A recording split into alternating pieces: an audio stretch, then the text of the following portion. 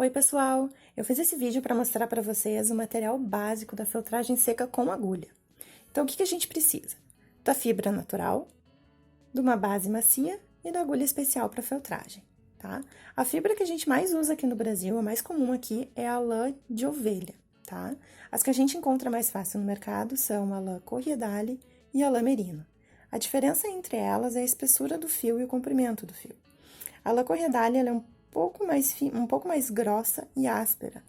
E a lã merino ela é mais fininha e mais macia, ela chega a ser até um pouco mais brilhosa, tá? As duas funcionam bem na feltragem seca, sem problema nenhum, mas eu prefiro trabalhar com a lã corriedale, eu acho ela mais fácil de trabalhar, eu acho que ela feltra mais rápido, além de ser um pouquinho mais barata. Existem muitas outras raças de ovelha, mas as mais comuns aqui são essas duas, tá? Aqui a gente tem a lã já escovada, já penteada. Normalmente é assim que ela é vendida, né? As meadas já vêm penteadas e escovadas, então as fibras estão alinhadas todas na mesma direção. É isso que significa ela estar penteada. Essa daqui é a lã de enchimento, é a mesma lã corriedale, porém ela não foi escovada, ela só foi lavada, né? Então essa lã de enchimento, ela também pode ser usada na feltragem seca, tá? Sem problema nenhum, ela feltra muito bem. E ela é mais barata do que a lã escovada. Então, além dessa diferença de texturas, né, de acabamento da lã, a gente tem a diferença nas cores. A gente encontra a lã natural, sem tingimento nenhum, normalmente nessas três cores aqui: marrom, cinza e crua, tá? A lã que não foi tingida, ela é um pouco mais macia. E a cor dela não é tão uniforme, ó. Se a gente olha de pertinho, a gente vê que esse marrom aqui, por exemplo, tem vários fiozinhos misturados um pouco mais claros. A mesma coisa acontece aqui com esse cinza, ó. Porque é a lã natural, ela não sofreu nenhum processo de tingimento. A lã tingida, ela pode ser de mais de uma forma, ó. Ela pode ser homogênea, né? Ela vem inteira de uma cor só. Dependendo do fornecedor, às vezes vem algumas diferenças de tonalidade na mesma meada. Então, é a mesma cor, só tem uma diferença de tonalidade, um pouco mais claro, um pouco mais escuro. E também, ela é encontrada tingida com diversas cores, como é o caso dessa daqui, que ela foi tingida com diversas cores a mesma meada. Quando a gente for trabalhar com a lã, a gente nunca corta a fibra. Então, ela vem escovada assim, e para romper ela, a gente não pode segurar muito perto, ó. Se a gente segura perto, pode fazer muita força que ela não vai se soltar. Então, a gente tem que segurar mais afastado as mãos, que aí facilmente, ó, ela se desprende, tá? Então, a gente sempre puxa a quantidade de lã que a gente quer usar, a gente nunca corta.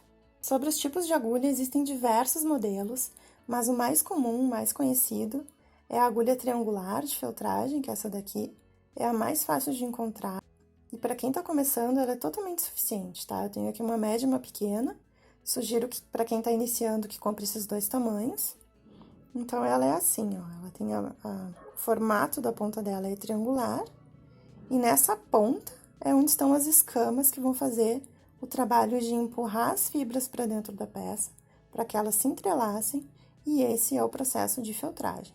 Então, é só essa pontinha aqui que tem essas escamas, né? O restante da agulha é simplesmente a base onde a gente segura, tá? Então, quando a gente tá feltrando, a gente não precisa espetar muito profundamente, porque é só essa ponta aqui que vai fazer o trabalho de feltragem.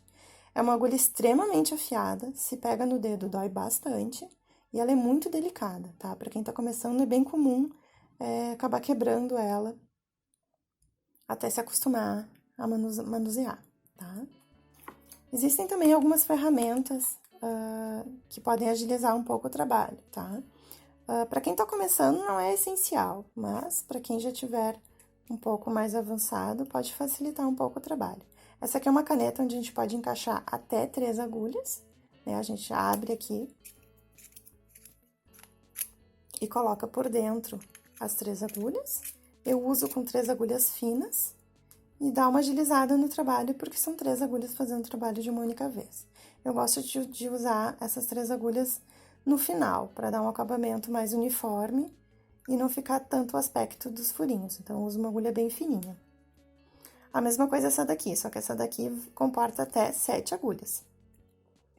Então, essa proteção aqui baixa tem uma mola. Então, quando tá feltrando, Quando espeta, isso aqui se recolhe automaticamente. A gente pode travar para guardar, tá?